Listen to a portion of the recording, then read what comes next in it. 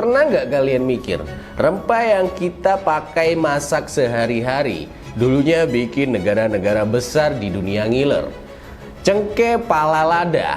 Indonesia pernah jadi pusat perdagangan rempah yang bikin Portugis, Belanda, sampai Inggris berebut kayak anak kecil rebutan permen. Di video kali ini kita bakal bongkar sejarah rempah di Nusantara tentunya, dari zaman dulu sampai jadi ikon perdagangan dunia. Dan kita mulai.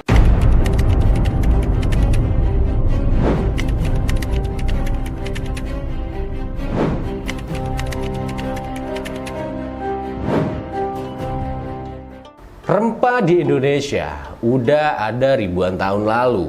Orang Nusantara pakai rempah buat masak, obat-obatan, dan ritual adat. Misalnya cengkeh dari Maluku.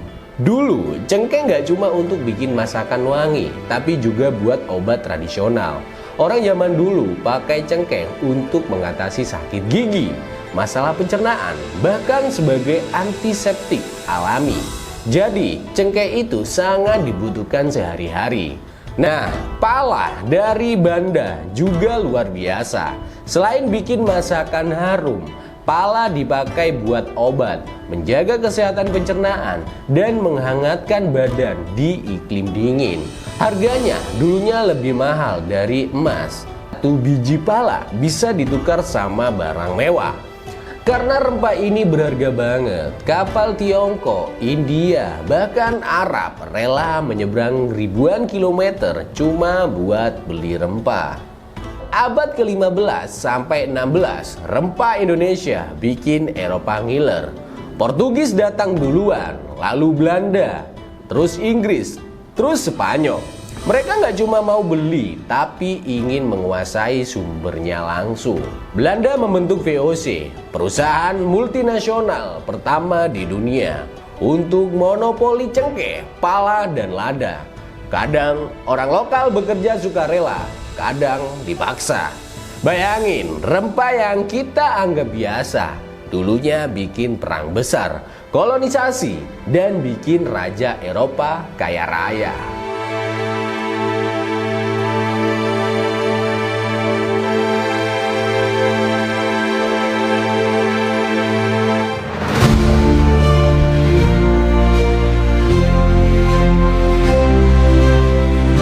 Sekarang kita bahas rempah Nusantara dan kenapa dulunya begitu berharga.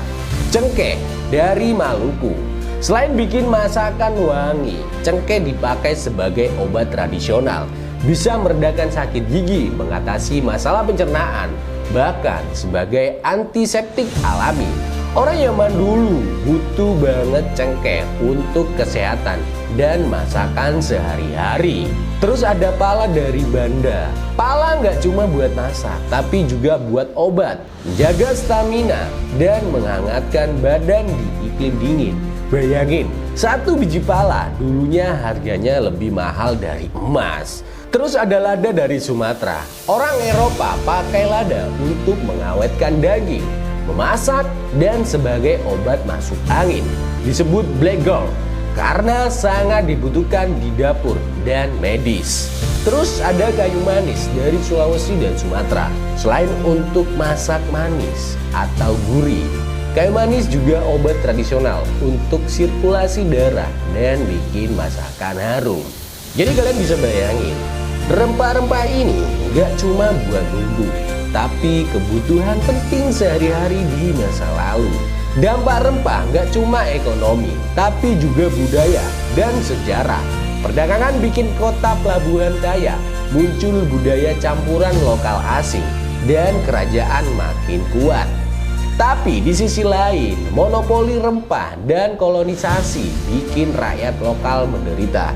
Namun sekarang, rempah jadi simbol kejayaan Indonesia. Sampai sekarang, rempah Indonesia terkenal di seluruh dunia dan jadi bagian penting kuliner dunia. Jadi setiap kali kalian masak pakai rempah, ingat, kalian nggak menyentuh sejarah yang bikin dunia terpesona.